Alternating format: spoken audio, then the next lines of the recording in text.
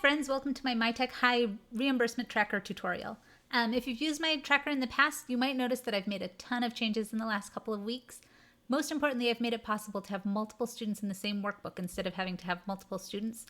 This is just to make it a lot easier to rearrange your funds between your students.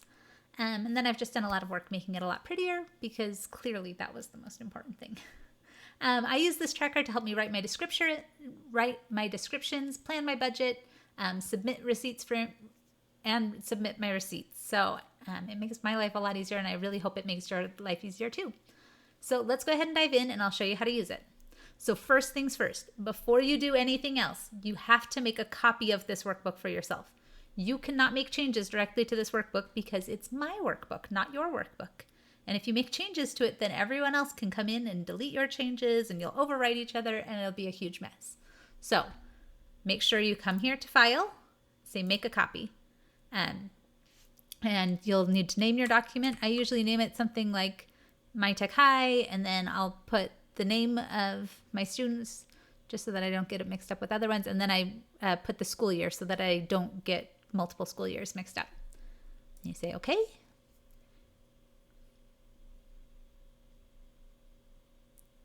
And ta-da! You have your very own MyTechHigh tracker just for you. Okay, so the first thing you'll do once you've got your brand new workbook is you'll put in your students' names. So I'll put in my students' names, and then you'll select their grades. And this will help make sure their budgets all work out just right. We're going to make Maylee a kindergartner, even though she's not really. Don't tell her. And then you can pick a color. You can totally skip this. This just makes it a little bit prettier, and it makes it easier to track everything later on. Okay, you did it. You're finished with the first worksheet. So let's move on to the second worksheet, which is here in Schedules.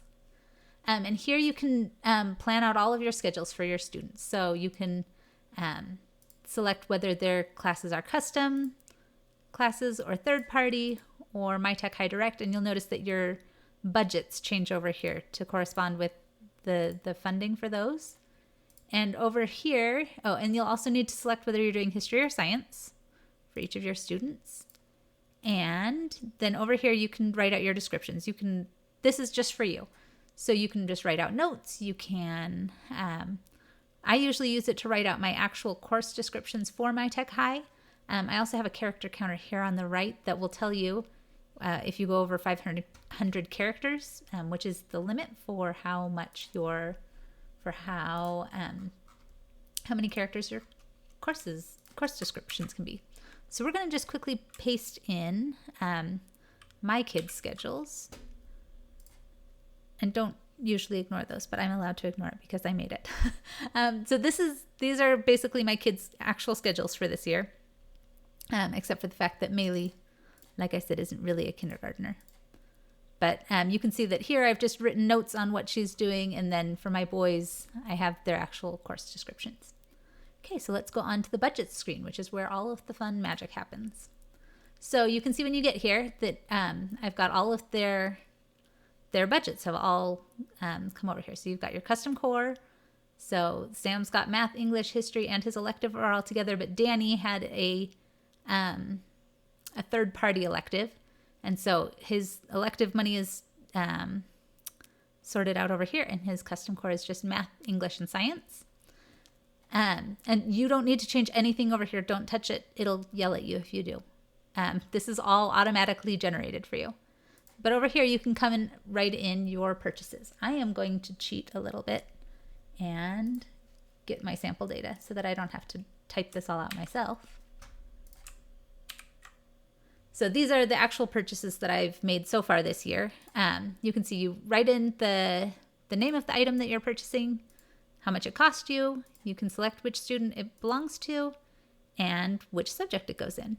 Now, if you were to put an item in a subject that that student doesn't have, so Danny doesn't have history this year, it'll turn red and it'll tell you, no, you're not allowed to put it in that bucket. So that should help you a little bit to keep everything organized. Yeah, and you'll notice that as you change things, everything over here will recalculate so that you always have a running total of how much money you have left to spend.